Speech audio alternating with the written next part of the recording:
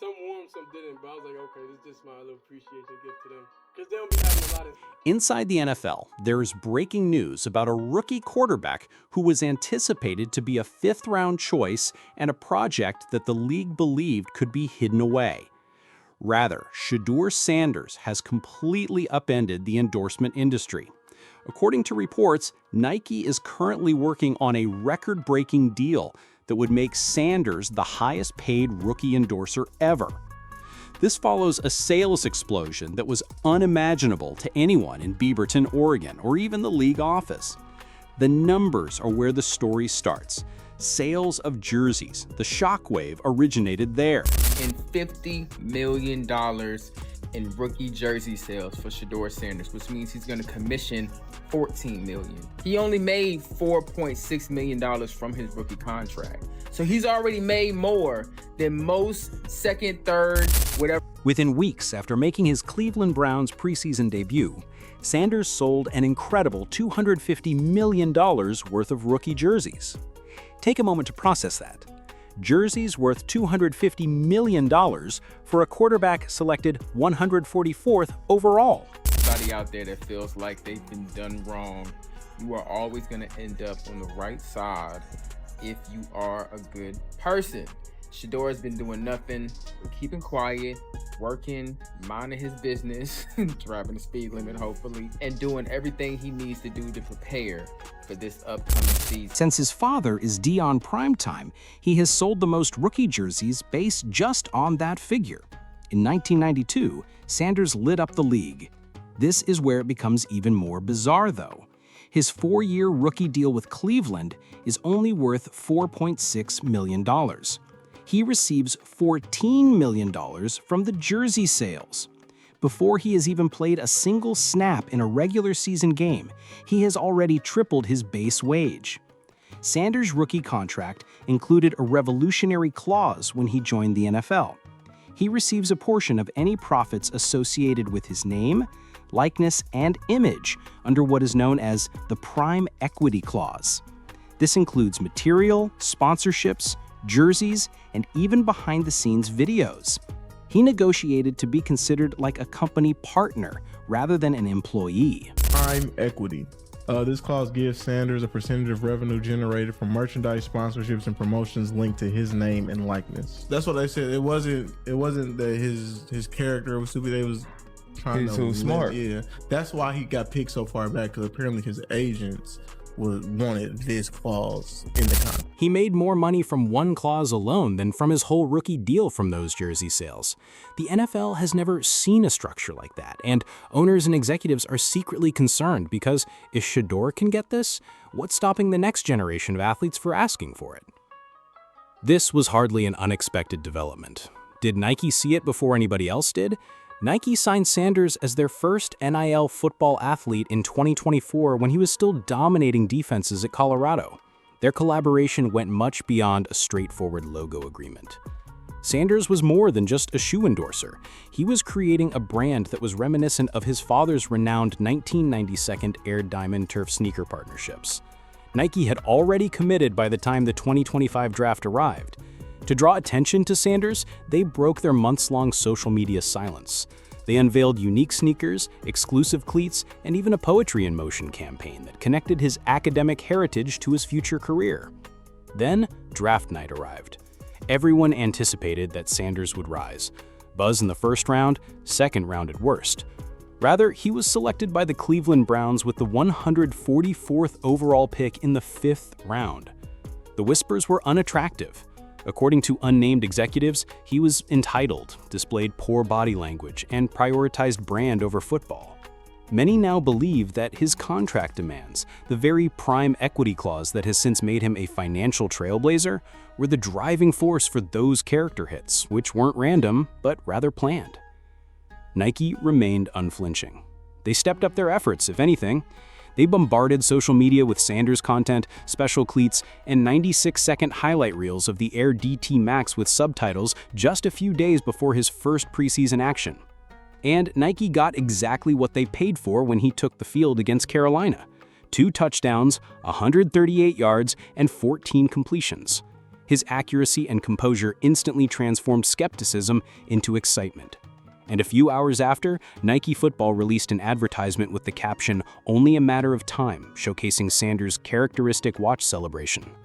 In less than a day, it received millions of impressions and close to 200,000 likes. Although the timing was ideal, the response's magnitude was unprecedented. Over the course of that week, jersey sales skyrocketed. Originally intended as a preseason footnote, it turned into the largest endorsement story in professional sports. No rookie had ever done what Sanders had.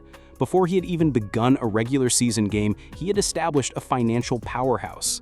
Its underlying product strategy was equally well thought out. Nike sold not just jerseys, they introduced a whole clothing range under the Sanders name. Graphic tees cost between $30 and $50. Kids' jerseys, women's cuts, high-end genuine Browns game jerseys up to $175, and exclusive shoe releases that cost $200. They swarmed him with billboards, including one that featured his trademark watch posture in Times Square. The goal was a global rollout, not local, to elevate Sanders from football to the status of a cultural figure. The worst part is still to come. Sanders doesn't more than just cash checks. He's guaranteed a portion of it all under his contract. He's an equity partner in his own brand in addition to being an endorser. This is where things start to get seismic. It might permanently shift the power dynamics between players, teams, and sponsors. If other rookies begin making similar demands, it looks like low branching. Naturally, success is accompanied by criticism. The same executives who criticized his draft stock are now accusing him of making noise off the field. Earlier this summer, Sanders received a citation for speeding 101 in a 60 and 91 in a 65.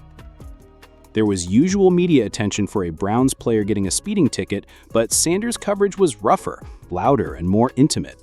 While veteran stars like Myles Garrett had earned similar citations without evoking the same outrage, some seized on it as evidence of immaturity.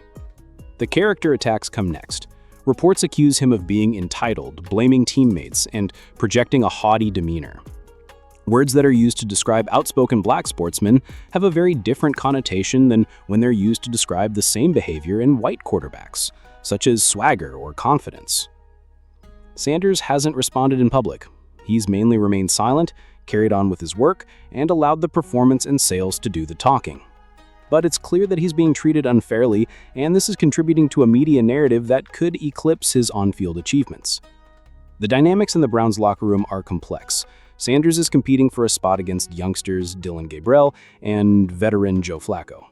Sanders recorded a passer rating of 106 in preseason play, while Gabriel recorded 66 with an interception. The statistics work in his favor. The film is in his favor. But there are issues with injuries, depth charts, and politics that still cast a shadow. Even though his oblique injury was classified as minor, it served as a reminder to everyone of how quickly things can change in the NFL. All that momentum could be lost with just one hit or setback. Despite everything, Nike keeps pushing. Insiders say a signature shoe is already under development, with potential 2025 releases planned under working names like the Pro 92 and LL2C. That's not your typical cleat. It's a full footwear line, almost unprecedented for a rookie quarterback. Nike is betting that Sanders is more than just a player. He is a cultural figure. They're planning to establish their collaboration to grow alongside him rather than just compensate him. That's the long-term strategy. Nike's strategy is not about renting influence. Building equity is the goal, just like Sanders has with his contract. Every ad, item, and viral event is aimed at connecting him with the Nike brand for the ensuing 10 years, not just the upcoming season. And it's working. Social media engagement alone has doubled Nike's regular football posts. Rival brands, insiders, and influencers are sharing the content. The buzz has evolved from marketing to the creation of cultural moments. But the question remains, can Shedeur withstand the pressure? Can he ignore the distractions, focus on football, and not turn into a cautionary tale about performance falling short of business? Analysts continue to ask that question, and it's reasonable, because in the NFL, winning is the only thing that really silences critics. Nike and the Browns can sell sneakers and shirts, but all the money, marketing, and historic contract terms won't matter if he can't win games. Shedeur is now in the middle of a storm. Critics are waiting for him to falter, corporations are betting on his future, and fans are buying into the idea. He does more than just play football. With every snap, it's the effectiveness of this athlete empowerment strategy that's up for debate. If he's successful, he won't just be a quarterback. He'll be the model for the next phase of the sports industry. His failure we'll use as evidence that inexperienced people shouldn't be given such authority. For a fifth-round pick, the stakes are higher than anyone could have predicted, and that's why this story is so captivating. Shedeur Sanders isn't just playing for the Browns. He's playing for the future of sponsorship deals, athlete contracts, and what it means to be more than just an employee. Since the excitement and sales are genuine right now, Nike's already taking steps to seal the deal, which may end up being the most significant rookie endorsement in history.